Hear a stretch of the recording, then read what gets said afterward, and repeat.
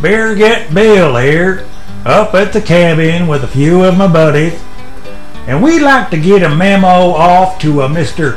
Cristiano Ronaldo. Mr. Ronaldo, sir, you got folks around here all worked up about this here dive-in habit of yours. Now, don't try and deny it, son. Yeah, we know there's plenty of times when some dirty dog is trying to put you in the hospital and you can't help but hit the turf. But we're talking about this sort of crap, where 1 second you're running along on some soccer field in Europe, and the next you're launching yourself off the cliffs at Acapulco. We just think maybe it's time for you to try and stop that nonsense. Please, just hear us out, son. We're only trying to help you.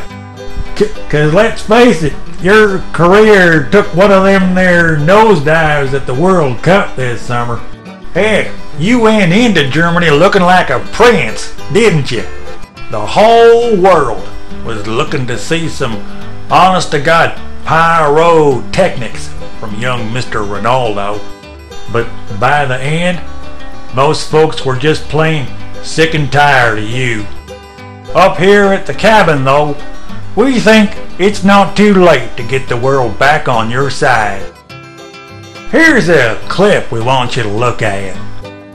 That there is George Best, scoring a great big goal long before you were born. But you and him got a couple things in common. Like you, he played for Manchester United, and like you, he had a real gift for turning defenders inside out. But here's something you don't have in common with the late great George Best.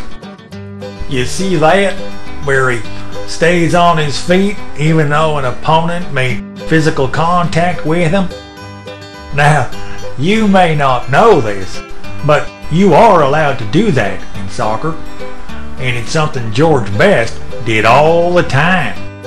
It's called riding a tackle. Try saying it with me, son. Riding a tackle. I'm kidding you a little bit there, Cristiano Ronaldo. Heck, you must have been riding tackles non-stop when you was a kid in that little island in the Atlantic. Shoot, I forgot the name. Clam! Last time we had goose, what was the name of that sauce you made? Madeira. Right, Madeira. As I was saying, all that time growing up in Madeira, practicing all them fabulous moves with no referee to go crying to, why, riding tackles must have been second nature to you. Well, we're here to tell you it's time you got back into the habit. 'Cause these days, when you fall down, everyone thinks you're faking anyway. The jig is up. That's what comes of all that diving while the whole world was watching. The way you got referees thinking the only time you're gonna get a free kick is when some bastard takes one of your legs clean off. Son, you're like the boy who cried wolf. Oh, that's right.